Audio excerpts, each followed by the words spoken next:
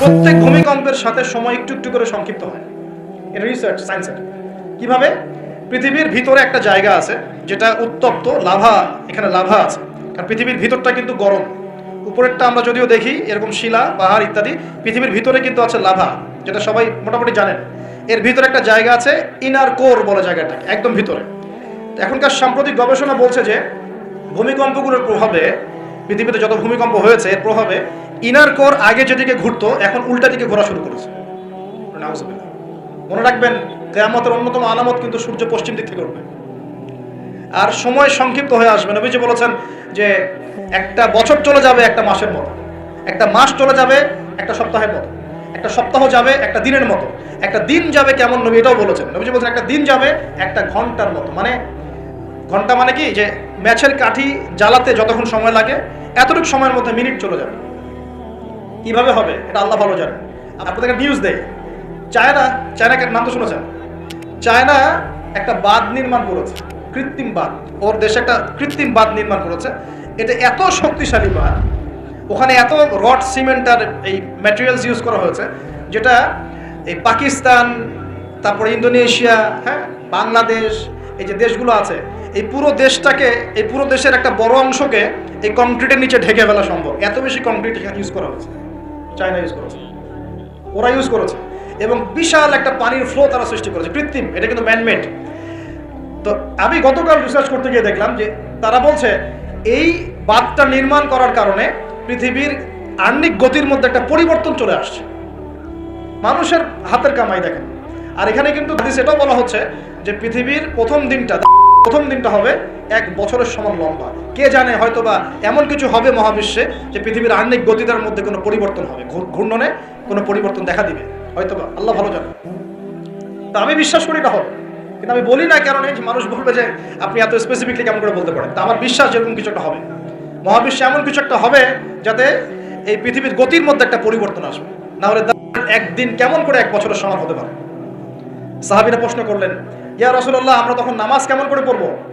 নবীজি বললেন, অনুমান করে পড়ে নিবে, তোমরা এস্টিমেট করে অনুমান করে পড়ে নিবে যে কতটুকু সময় পর পর ওয়াক্ত হচ্ছে। তার মানে সাহাবীরা নামাজে তখনও সচেতন ছিলেন। তারপর দেখেন, ওয়ায়াতাকারাবু জামান, নবী যেটা বলছেন, দ্বিতীয় দিনটা হবে এক মাসের সমান, আর তৃতীয় দিনটা হবে এক সপ্তাহের সমান, বাকি দিনগুলো হবে তোমাদের দিনের মতোই। এটা হবে, বিশ্ববাসী দেখবে এগুলা। বিশ্বের সামনে ভয়ঙ্কর কিছু ঘটনা ঘটা এখনো বাকি আছে। বিশ্বটা এমন থাকবে না, এখন যা দেখছেন সব এমন থাকবে না। নবীজি বলছেন জ্ঞান উঠে যাবে যখন, এটা উঠে যাচ্ছে দিন দিন। মানুষকে এখন শেখানো হচ্ছে মানুষ বানর থেকে সৃষ্টি হয়েছে। এগুলো জ্ঞান। ইসলামের জাজল্যমান ইতিহাসগুলোকে মানুষ ভুলে যাচ্ছে, এগুলো জ্ঞান। শেখানো হচ্ছে মানুষকে যে পর্দা এগুলো কুসংস্কার, পর্দা কি কুসংস্কার, এগুলো জ্ঞান। জ্ঞান কাকে বলে? ওয়ুকবাদুল ইলম, মানে জ্ঞান উঠে যাচ্ছে, অবশ করে নেওয়া হচ্ছে। আর দেখেন আরেকটা হাদিস আসছে, আল্লাহ পাক কিন্তু কোরআন হাদিসকে তুলে নেবেন না। একটা হাদিস আসছে, আল্লাহ পাক কোরআন হাদিসকে তুলে নেবেন না, কিন্তু আলেমদের মৃত্যু হবে বেশি বেশি। আলেমদের জান কবজ করার মধ্য দিয়ে আল্লাহ পাক জ্ঞান উঠিয়ে নেবেন। একটু দেখেন না কয়জন আলেম আছে মাঠে, দেখেন তো কয়জন আলেম। আলেম তো অনেকেই আছে আলহামদুলিল্লাহ, কিন্তু বরেণ্য ওলামা যাদের কথা হাজার লক্ষ কোটি মানুষ শোনে, এমন আলেম কয়জন আছে দেখেন। আস্তে আস্তে প্রবীণ আলেমরা সব চলে যাচ্ছে। আর যে প্রজন্ম আমরা তৈরি করছি, এই প্রজন্মের কতজন এলম অর্জন করে ওই চ্যালেঞ্জ বুকে নিয়ে জাতিকে সংস্কারের জন্য নেমেছে দেখেন একটু। আমাদের দুনিয়া পেয়ে বসেছে। আমাদের চিন্তা হচ্ছে মসজিদ ইমামতি নিয়ে একটা তারাবি পড়াবো, ইমামতি করবো, একটা মাদ্রাসার মুহতামিম হবো, এতটুকুই আমার চিন্তা স্বপ্ন। কেন? স্বপ্ন থাকতে হবে যে আমি আমার জ্ঞান দিয়ে উম্মাকে পরিবর্তন করবো ইনশাআল্লাহ, এবং আল্লাহর জমিনে আল্লাহর দিন প্রতিষ্ঠা করে ছাড়বো ইনশাআল্লাহ। এরকম চ্যালেঞ্জ নেওয়ার মানসিকতা আছে কয়জনের, খেয়াল করে দেখেন। আর হিউজ এই যুব সমাজ যারা জেনারেল লাইনে পড়ছে, তাদের মধ্যে কয়জন আলেম হচ্ছে একটু চিন্তা করুন। আর যারা দুই একজন উঠে আসার সুযোগ পাচ্ছে, তাদেরকে আবার মানুষ বুক ভরে রিসিভ করছে না, তারা হেল্প পাচ্ছে না, সহযোগিতা পাচ্ছে না, বরং হিংসার শিকার হচ্ছে, বিদ্বেষের শিকার হচ্ছে, আগ্রহ হারিয়ে ফেলছে। আমি এখানে এসে কি করবো, আমাকে তো বুকে টেনে নেয় আর কেউ নেয়, এমন মনে হচ্ছে মানুষের কাছে। তো জ্ঞান উঠে যাবে, কিন্তু শুধু কোরআন সুন্নাহ আল্লাহ পাক তুলে নেবেন না, এমনটা আল্লাহ পাক বলেন নাই। আল্লাহ বলেছেন, তার নবীর মাধ্যমে জানিয়েছেন যে আলেমদের মৃত্যু হবে, সংখ্যা কমে যাবে। সংখ্যা বেড়েছে না কমেছে? সত্যি কথা হচ্ছে আলেমদের সংখ্যা, বরেণ্য আলেমদের সংখ্যা কমছে দিন দিন। আর মানুষ অনেক সময় জাহেলদেরকে আলেম বানিয়ে দিচ্ছে। অনেকে কোরআন তেলাওয়াত করতে পারছে না, সে এসে ওয়াজ করা শুরু করছে। আবার বড় বড় মুফতিদেরকে বাহাস ডাকছে, দেখেন না? একটা আয়াত তেলাওয়াত করতে পারছে না, একটা আয়াত তেলাওয়াত করলে 10টা ভুল হচ্ছে। একটা খুতবা, জুমার খুতবা দিতে গিয়ে 19টা ভুল করে ফেলছে। ইন্নাল হামদুলিল্লাহ এইগুলা বলতেই তার 19টা ভুল হচ্ছে, অথচ সে এখানে স্টেজে বসে বসে মানুষকে ওয়াজ বাহাসের জন্য ডাকতেছে। কত বড় মুফতি আছে, আসো সামনে বসো। তাহলে সত্যি সত্যি এটা হচ্ছে না? জাহেলদেরকে মানুষ আলেমের জায়গা দখল করছে। আমরা এখন আলেম হই নাই, যে শব্দগুলো আমাদের সামনে ইউজ করা হয় কসম আল্লাহর, এগুলোর সাথে আমাদের কোনো সম্পর্ক নেই। এখনো আমরা শুধু তালেবে ইলম আছি। আর আমি দোয়া করি আমি তালেবে ইলম অবস্থায় থাকতে চাই, কারণ জ্ঞানের কোনো শেষ নাই। দোলনা থেকে কবর, জ্ঞান অর্জন করতেই থাকতে হবে। নবী মুসা আলাইহিস সালাম পর্যন্ত জ্ঞান অর্জন করতে গিয়েছেন খিজরের কাছে আলাইহিস সালাম, জান নাই? নবী মুসা আলাইহিস সালাম বলছেন আমি সবচেয়ে জ্ঞানী মানুষ, আল্লাহ পাক বলছেন না তুমি সবচেয়ে জ্ঞানী মানুষ না, ওই যে আমার বান্দা খিজর ও জ্ঞানী মানুষ। তখন তিনি বলছেন আমি তার সাথে দেখা করতে চাই, জ্ঞান শিখতে চাই। হাল আত্তাবিউকা আলা আন তুআল্লিমানি মিম্মা উল্লিমতা রুশদা, তিনি গিয়ে বলছেন আমাকে কি আপনার সাথে রাখবেন, আল্লাহ পাক আপনাকে যা শিখিয়েছেন তার থেকে কিছু শেখাবেন? কে বলছে? নবী মুসা আলাইহিস সালাম। তো নবী মুসা আলাইহিস সালাম তালেবে ইলম হতে পারেন, আর আমরা কি ইয়া হয়ে গেছি নাকি? তো এই আন্তর্জাতিক খ্যাতি সম্পন্ন হাবি জাবি এগুলো বয়কট করেন, দরকার নাই এগুলো কোনো দরকার নাই। এমনি আমরা তালেবে ইলমই থাকতে চাই। আর আমরা শুধু দায়ী মাত্র, আপনাদেরকে হয়তো দাওয়াত দিতে পারবো, কিন্তু ফিকহের কঠিন মাসআলাগুলো, গভীরতা, এগুলো আমরা বলতে পারবো না, এগুলো মুফতি সাহেবরা বলতে পারবেন। তো বরেণ্য ওলামায়ে কেরামদের সংখ্যা কিন্তু কমছে। আমরা দোয়া করি আল্লাহ পাক সমস্ত মাজলুম ওলামায়ে কেরামকে মুক্তি দানের ব্যবস্থা করেন, এবং আল্লাহ পাক বাংলার জমিনে আলেমদেরকে দিয়ে ভরিয়ে দিন ইনশাআল্লাহ। আর জাহেলদেরকে আল্লাহ পাক আলেমের জায়গায় আনা থেকে আমাদেরকে হেফাজত করুন বলে। আর আমাদের সবাইকে এই ট্রল পাগল হলে চলবে না, ইস্যু পাগল হলে চলবে না, সমালোচনা সংস্কৃতির রং করা যাবে। আপনি মানুষ তৈরি করেন, মানুষ তৈরি করা অনেক কঠিন, নামিয়ে দেওয়া সহজ। আমরা এই জায়গায় আসতে অনেক কষ্ট করতে হয়েছে, কিন্তু নামানো কিন্তু খুব সহজ। একটা ইস্যু দিয়ে নামাতে পারে না, একটা ইস্যু সৃষ্টি করে নামাতে পারে। এই জায়গায় আসতে কিন্তু অনেক কষ্ট করতে হয়। অতএব আল্লাহর দ্বীনের সাথে গাদ্দারি করলে আল্লাহ পাক ছাড়বেন না, কিন্তু এটা মাথায় রাখবেন। আল্লাহ পাক আমাদের সবাইকে বোঝার তৌফিক দান করুন। নবীজি বলছেন কখন এই ভূমিকম্পগুলো আসবে, সিরিজ ভূমিকম্পগুলো কখন আসবে? যখন জ্ঞান উঠে যাবে এবং জালজালা বাড়বে, ইয়াতাকারাবু জামান, জামানা কাছাকাছি চলে আসবে। আরো বলছেন নবীজি যে তোমাদের মাল সম্পদ বৃদ্ধি পাবে, ফায়াফিদু, এবং মাল সম্পদ উপচে পড়বে তোমাদের। দিন দিন দেখছেন না যে যার স্যান্ডেল কেনার টাকা ছিল না সে এখন উঁচু উঁচু বিল্ডিং তৈরি করতেছে, দেখেন না? এটাই তো নবী সাল্লাল্লাহু আলাইহি ওয়াসাল্লাম হাদিস জিবরিলে কি বলেছেন? ওয়ান তারাল হুফাতাল উরাতাল আলাতা রিয়া আশ-শাইয়া তাতাওয়ালুনা ফিল বুনিয়ান। নবীজি বলেন কিয়ামতের অন্যতম নিদর্শন হচ্ছে সমাজের নগ্ন পদের খালি গায়ের রাখাল শ্রেণীর মানুষ উঁচু উঁচু বিল্ডিং নির্মাণের প্রতিযোগিতা করবে। এমনটা হচ্ছে না? সম্পদ বাড়ছে মানুষের, এটাও একটা কিয়ামতের সাইন। নবীজি আরো বলেন ওয়াজাহরাতিল খায়নাত ওয়াল মুগান্নিয়াত, এবং বেশি বেশি বাদ্যযন্ত্র এবং নায়িকা নর্তকী এগুলোর সংখ্যা বাড়তে থাকবে। বাড়ছে না এগুলো বাড়ছে। এই সময়ে নবী সাল্লাল্লাহু আলাইহি ওয়াসাল্লাম বলছেন যে এই জালজালাগুলো আসতে থাকবে। এটা একটা হাদিস। একটাতে আসছে যে নবী সাল্লাল্লাহু আলাইহি ওয়াসাল্লাম বলছেন লা ইয়াশরাবান্না নাস মিন হাযিহিল উম্মাহ আল খামর, আমার উম্মতের মধ্যে কিছু মানুষ মাদকদ্রব্য পান করবে, সবাই না, কিছু মানুষ মাদকদ্রব্য পান করবে। ওয়া ইউসাম্মুনাহা বিগাইরি ইসমিহা, এবং সেই মাদকের নাম তারা পরিবর্তন করে খাবে। খাচ্ছে না মানুষ এখন? মদকে মদ বলছে না। এই যে তোমরা টাইগার খাও কেন, স্পিড খাও কেন, এগুলোর মধ্যে অ্যালকোহল নাই? দিব্যি বাচ্চাদেরকে এগুলো খাওয়াচ্ছে অনেকে, দেখা যায়। আপনারা কি পাগল হয়ে গেছেন নাকি? এগুলোর মধ্যে এমন ক্ষতিকর উপাদান আছে যেগুলো দিয়ে মানুষের কিডনি ড্যামেজ হয়ে যায়। দিব্যি রোজার মাসে রমজান রোজা খুলেই একেবারে সিগারেট হাতে নিয়ে একদম এগুলো খাওয়া শুরু করবে। এগুলোর মধ্যে মাদকদ্রব্য আছে। যে পানীয়র মধ্যে যাররা পরিমাণ মাদকদ্রব্য থাকবে সেটাও মাদক, মনে রাখবেন। স্মোক করো, স্মোকটাকে অনেকে মাদক মনে করে না, তাই না? স্মোকিংটাকে অনেকে মাদক মনে করে না, মনে করে মাকরু মনে হয়। মাকরু মানে কি? মাকরু মানে কি ভালো? মাকরু মানে কি? মাকরু মানে কি? কোরআনে সূরা বানু ইসরাইল খুলে দেখেন, বড় বড় কিছু পাপের কথা মেনশন করে আল্লাহ পাক বলছেন এই পাপগুলো ছেড়ে দাও, এই পাপগুলো আল্লাহর কাছে মাকরু, এই পাপগুলো আল্লাহর কাছে অপছন্দের পাপ। এটা কি মাকরু মানে কি জায়েজ করে নেওয়া? সিগারেট খাওয়া বন্ধ করেন, ওয়াদা করেন আমার সাথে যে আজকে থেকে কোনোদিন সিগারেটে হাত দিবেন ইনশাআল্লাহ। কোনো প্রকার এইসব টাইগার মাইগার স্পিড খাবেন না, এসব ভালো জিনিস না। ভালো কিছু খান না, ভালো কিছু খান। আর অনেকে দেখা যায় যে জর্দা খাওয়া শুরু করেছে। কেন? এটা কি সুন্নত নাকি? কি দরকার আছে ভাই? এতটুকু খাইলে হয়তো নেশা হয় না, বুঝলাম। এতগুলো জর্দা একবারে খান দেখি, খাওয়া যাবে? খামরের মূলনীতি কি? যার বেশি খেলে নেশা হয় তার অল্প খাওয়া হারাম। মনে করেন এখানে যতটুকু পানি আছে, এতটুকু খেলে, এতটুকু মাদক খেলে কারো নেশা হচ্ছে না, কিন্তু এতটুকু খেলে নেশা হচ্ছে। তার মানে কি এতটুকু খাওয়া জায়েজ, এতটুকু খাওয়া হারাম, নাকি পুরোটাই হারাম? এটা বোঝার জন্য কি মুফতি হওয়ার দরকার আছে? আপনি বুঝতে পারছেন? অতএব এই যাবতীয় মাদক দ্রব্য থেকে দূরে থাকতে হবে, না হলে ভূমিকম্প আসবে। কিন্তু ভূমিকম্প আসবে। আর মাদকদ্রব্য নিয়ন্ত্রণ অধিদপ্তর দিয়ে শুধু মাদক নিয়ন্ত্রণ করা যাবে না, মানুষের ঈমান আকীদার পরিবর্তন দরকার।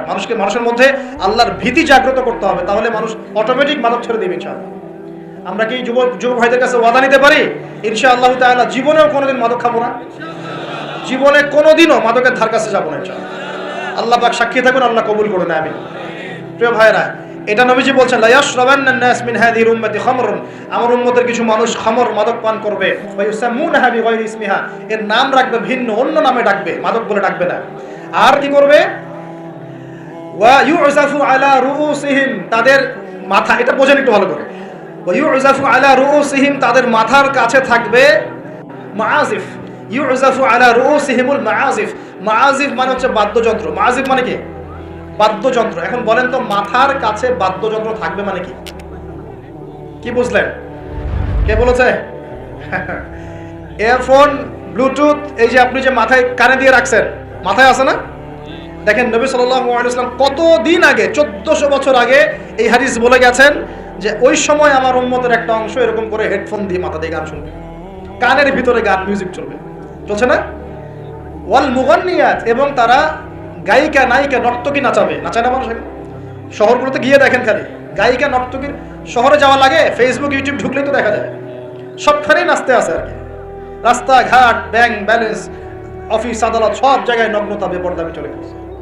রাস্তাঘাট, বাস, ট্রাক, যেখানে যাবেন সেখানে। কোথায় ডানে তাকাবেন ডানে, বামে তাকালে বামে, সামনে তাকালে সামনে, পিছনে পিছনে। মেয়েদেরকে নিয়ে আমি কালকে লেকচার দিব ইনশাআল্লাহ, ওদেরকে অনেক কিছু বলার আছে, অনেক কিছু বলার আছে। কারণ সমাজের একটা বড় ক্ষতি হচ্ছে এদের কারণে, সমাজের একটা বিশাল ক্ষতি হচ্ছে বেপরদা মেয়ের কারণে। বহু দিনদার পরেশগার যুবক পর্যন্ত ঈমান হারাচ্ছে এদের কারণে। আর বাসায় তো এদের বাপ নাই, মনে হয় বাপ নাই, ভাই নাই, স্বামী নাই, কেউই নাই, এদেরকে বোঝানোর কেউ নাই। অনেক দিনদার ছেলে পর্যন্ত এদের ফিতনায় দিন হারিয়ে ফেলছে। বারবার বলি তোমাদেরকে যে একটা হালাল রিজিকের সোর্স তৈরি করো, তাড়াতাড়ি বিয়ে করে ফেলো। বিয়ে ছাড়া চাহিদা, লজ্জাস্থানের হেফাজত, এগুলো করার কোনো বিকল্প কোনো পথ নাই, বিকল্প কোনো পথ নাই। যে পথগুলো দেখা যায় এগুলো হতাশা আরো বাড়াই দিবে, এগুলো আপনাকে আরো জানোয়ার বানায় ফেলবে ভিতর থেকে। যুগ চলছে, মেয়েদের ইজ্জত আবরু রক্ষা করা খুব চ্যালেঞ্জের কাজ। মেয়েদের ইজ্জত আবরু রক্ষা করে এই পাপগুলোর কারণে কিন্তু আল্লাহর শাস্তি নেমে আসে। খমর এক নাম্বার ছিল শিরক, তারপর কুফর, মাপে কম দেয়া, অন্যের সম্পদ আত্মসাৎ করা, মাদকদ্রব্য সেবন করা, এই যে গান বাজনা, বাদ্যযন্ত্র, নর্তকী নাচানো, এগুলোর কারণে কোন শাস্তি আসে ভাই বলেন? আল্লাহর পক্ষ থেকে জালজালা মানে ভূমিকম্প। জালজালা মানে কি? ভূমিকম্প। আর আসবে সিরিজ, মানে বছর জুড়ে চলবে এগুলা। আরেকটা হাদিস বলে শেষ করছি। ও আচ্ছা, এর পরিণতিটা বলে নেই। নবীজি বলছেন ওয়াজআলুল্লাহু মিনহুমুল কিরাদাতা ওয়াল খানাজির, যারা এই কাজগুলো করবে, মানে মাদক খাবে, নাম চেঞ্জ করবে, যারা বাদ্যযন্ত্র নিয়ে রাত কাটাবে, যারা নর্তকী নাচাবে, আল্লাহ রাব্বুল আলামিন এদেরকে একদিন সকালবেলা বানর আর শুয়োর বানিয়ে দিবেন। আর ওয়ায়াখসিফুল্লাহু বিহিমুল আরদ, আল্লাহ পাক জমিন সহ ওদেরকে ধসিয়ে দিবেন, এই যে ভূমিধস। আরেকটা হাদিস আসছে তিরমিজির মধ্যে, 2211 নম্বর হাদিস। নবী সাল্লাল্লাহু আলাইহি ওয়াসাল্লাম বলেছেন, এটা শেষ হাদিস আজকে আমাদের লেকচারে। নবীজি বলছেন, বলেন সাল্লাল্লাহু আলাইহি ওয়াসাল্লাম, নবীজি বলছেন যে যখন তুখিযাল ফাইউদুলান, একটু ভালো করে হাদিসটা শুনবেন, একটু বড় হাদিস। এই হাদিসটা আমাদের আজকের পুরো জিনিসটার কনক্লুশন নিয়ে আসবে। কোন কোন পাপগুলো ছাড়লে পরে আমরা আল্লাহর আযাব ছাড়তে পারবো, গজব থেকে বাঁচতে পারবো, আর কোন কোন পাপে লিপ্ত থাকলে পরে আল্লাহর গজব আসবেই, কোনো মাফ নাই। শেষ হাদিস মনোযোগ দিয়ে শুনুন। নবী সাল্লাল্লাহু আলাইহি ওয়াসাল্লাম বলেছেন তুখিযাল ফাইউদুলান, যখন দেখা যাবে যে গনিমতের মাল বা রাষ্ট্রীয় সম্পদ যেগুলো আছে, বুঝতে পারছেন, গনিমতের মাল, রাষ্ট্রীয় সম্পদ, এগুলোকে মানুষ ব্যক্তিগত সম্পদ মনে করে খাওয়া শুরু করবে। হয়েছে কি হয় নাই? কথা বলেন। এই সিচুয়েশন আসছে কি আসে নাই? একটা হাতি আসতে থাকে উপর থেকে, হাতি আস্তে আস্তে আস্তে আস্তে মাছি হয়ে যায়, হয় না? এটা হয় কি না? এটার শাস্তি সম্পর্কে আল্লাহ পাক অন্য জায়গায় বলেছেন, এবং নবী হাদিসও বলেছেন যে যা আত্মসাৎ করবে সেটা কিয়ামতের দিন তার ঘাড়ে চাপিয়ে দেওয়া হবে। কিয়ামতের মাঠে উঠে দেখবেন বহু মানুষ কাঁধের মধ্যে রিলিফের টিন নিয়ে বসে আছে, বহু মানুষ কাঁধের মধ্যে রিলিফের গম নিয়ে বসে আছে, বহু মানুষ কাঁধের মধ্যে দেখবেন যে বন্যার্তদের ত্রাণের যে কম্বল, এই যে ত্রাণের বিষয়গুলো কাঁধে নিয়ে বসে আছে, রাস্তার কন্ট্রাক্টরের টাকা পয়সা কাঁধে নিয়ে বসে আছে, বহু মানুষ এই কাজ করবে। এটা হবেই। নবীজি বলেছেন যে যা আত্মসাৎ করবে। নবীজি হাদিসে বলেছেন কেউ গরু নিয়ে থাকবে, কেউ ছাগল নিয়ে থাকবে, ছাগল। বিশ্বাস করছেন না? হাদিসে গরু ছাগল কথাই আসছে, যে কেউ দেখা যাবে গাদের মধ্যে গরু নিয়ে আছে, কেউ উট নিয়ে আছে, কেউ ছাগল নিয়ে আছে। নবীজি বলছেন তোমরা পরকালের ওই দিন আসার আগেই যার যার হক তাকে তাকে দিয়ে দাও, দিয়ে বেঁচে যাও। যার যার হক তাকে বুঝাই দিয়ে বেঁচে যাও, বলো খালাস, যার যার হক তাকে দিয়ে দিলাম, যাও বাবা। ইদা তুখিদাল ফাইউদুলান, যখন এরকম গনিমতের মালকে ব্যক্তিগত সম্পদ রূপে ব্যবহার করা হবে, ওয়াল আমানাতু, এবং আমানতকে, ওয়াল আমানাতু মাগরামান, আমানতটাকে মাগনামান মানে গনিমত মনে করা হবে, আমানতটাকে গনিমত মনে করা হবে। ওয়াল আমানাতু মাগনামান, আমানতকে গনিমত মানে আমানত রাখা হয়েছে, ও খেয়ানত করে ফেলবে, লুটি পটে খেয়ে ফেলবে। এটা হচ্ছে কিনা? সবচেয়ে সেরা আমানত আমাদেরকে আল্লাহ দিয়েছেন ইসলাম, আমরা সেই ইসলামের সাথে খেয়ানত করছি কিনা? বুঝতে পারছেন না? একজন আলেমকে আল্লাহ পাক আমানত দিয়েছেন দ্বীনের জ্ঞান, সে জ্ঞানের সাথে খেয়ানত করছে কিনা? একজন ক্ষমতাসীনকে আল্লাহ পাক দিয়েছেন ক্ষমতা, সে ক্ষমতা দিয়ে খেয়ানত করছে কিনা? একজন পরিবারের কর্তাকে আল্লাহ পাক পরিবার দিয়েছেন, সে পরিবারের মধ্যে খেয়ানত করছে কিনা? সবাই সবার জায়গাতেই খেয়ানত করছে। আল্লাহ পাক আমাদেরকে বোঝার তৌফিক দান করুন। 3 নাম্বার নবীজি বলছেন ওয়াজ যাকাতু মাগরামান, যখন যাকাতটাকে মানুষ বোঝা মনে করা শুরু করে। যাকাত দিতে চায় না মানুষ, যাকাত নাম শুনলেই দৌড় দেয় পিছন থেকে, যাকাত দিতে চায় না, নামাজ পড়ে যাকাত দিতে চায় না। আল্লাহ পাক আমাদের সবাইকে যাকাত দেওয়ার তৌফিক দান করুন। ওয়া তুউল্লিমা লিগাইরিদ দ্বীন, এটা চমৎকার। নবীজি বলছেন যখন ধর্ম বিবর্জিত শিক্ষা চালু হবে, বুঝতে পারেন না? ধর্ম আলাদা, শিক্ষা আলাদা চালু হয়েছে কি হয় নাই? সারা বিশ্বে হয়েছে কি হয় নাই? ধর্ম আলাদা, শিক্ষা আলাদা। ধর্ম বিবর্জিত শিক্ষা যখন চালু হবে, এবং এবার শোনেন, নবীজি বলছেন ওয়া আতাআর রাজুলু ইমরাতাহ, একজন পরিবারের কর্তা তার স্ত্রীর আনুগত্য করবে। ফ্যামিলিস্ট রেভলিউশন মানে স্ত্রীর আনুগত্য করবে পুরুষ, স্ত্রীর আঁচল ধরে বসে থাকবে পুরুষ। শুধু তাই না, ওয়াক্কা উম্মা, এবং তার মায়ের সাথে খারাপ ব্যবহার করা শুরু করবে। মাকে প্রাধান্য না দিয়ে বউকে প্রাধান্য দিবে এবং তার আঁচল ধরে বসে থাকবে। এই সময় আসে নাই? আচ্ছা, হিসাব করতে থাকে, মিলাতে থাকে। নবীজি বলছেন ওয়াদনা সাদিকা, বন্ধু বান্ধবদেরকে কাছে টেনে নিবে, বন্ধু বান্ধবদেরকে কাছে টেনে নিবে। ওয়াকসা আবা, এবং তার বাবাকে দূরে ঠেলে দিবে। হয়েছে কি হয় নাই? যুবকরা বলো, এটা হয় নাই? বাবাকে দেখলে কয়েকটা সালাম দেয়, বাবার সাথে কতজনের ভালো সম্পর্ক আছে? বন্ধুর সাথে যা, বাবার সাথে তা নয়। অথচ বাবা এবং ছেলের সম্পর্ক হওয়া উচিত বন্ধুত্বপূর্ণ। তোমার সবচেয়ে সেরা বন্ধু হবে তোমার বাবা, তোমার সবচেয়ে সেরা বান্ধবী হবে তোমার মা এবং তোমার বোন। মায়ের সাথে ছেলের সম্পর্ক দূরত্ব, বাবার সাথে ছেলের সম্পর্ক দূরত্ব, এগুলো হচ্ছে না? এটা নবীজি বলেছেন। আর বলছেন, এবার শোনেন, ওয়াযাহরাতিল আসওয়াতু ফিল মাসাজিদ, মসজিদগুলোর মধ্যে হট্টগোল শোরগোল বেড়ে যাবে। বাড়ে নাই? মসজিদ এখন হইহুল্লাহ হয় না? মসজিদের মধ্যে হকি স্টিক নিয়ে মারামারি হয়েছে, আমি নিজে দেখেছি। 2 দল কমিটি আধিপত্য বিস্তারকে নিয়ে একদম হকি স্টিক নিয়ে আসছে মসজিদে মারার জন্য, এরকমও হয়েছে। আরো অনেক জঘন্য ঘটনা ঘটে, আল্লাহ মাফ করুক। তারপর নবীজি বলছেন ওয়াসাদা কাবিলুহু ফাসিকুহুম, একটা কবিলা বা একটা গোত্রের নেতৃত্ব দিবে একজন ফাসিক ব্যক্তি। এমন হচ্ছে কি হচ্ছে না? হচ্ছে। ওয়াসাদা কাবিলুহু ফাসিকুহুম, তাদের মধ্যে যে ফাসিক সে দিবে নেতৃত্ব। নাউযুবিল্লাহ। নবীজি আরো বলছেন ওয়া কানা যাঈমুল কওমি আরযালাহুম, সমাজের সবচেয়ে নিম্ন শ্রেণীর মানুষ কওমের জিম্মাদার হয়ে যাবে। সুবহানাল্লাহ। নবীজি আরো বলছেন ওয়া উকরিমা রাজুল, একজন ব্যক্তিকে এই কারণে সম্মান করা হবে মাখাফাতা শাররি, তার ভয়ে তাকে সম্মান করা হবে। একজন ব্যক্তিকে তার ভয়ে, তার ক্ষমতার ভয়ে, তার টাকার ভয়ে, তার ক্ষমতার ভয়ে, তার জনবলের ভয়ে তাকে সম্মান করা হবে। এমনটা হচ্ছে না? হচ্ছে। নবীজি আরো বলছেন ওয়াযাহরাতিল কায়নাত ওয়াল মুগান্নিয়াত, ওয়াযাহরাতিল কায়নাত ওয়াল মাআজিফ, ওয়াযাহরাতিল কায়নাত ওয়াল মাআজিফ, গায়িকা এবং বাদ্যযন্ত্রের প্রচলন বাড়তে থাকবে। গায়িকা বাদ্যযন্ত্র ব্যাপক হারে বাড়তে থাকবে। এবং ওয়াশুরিবাতিল খুমুর, এবং বেশি বেশি মাদকদ্রব্য সেবন করা হবে।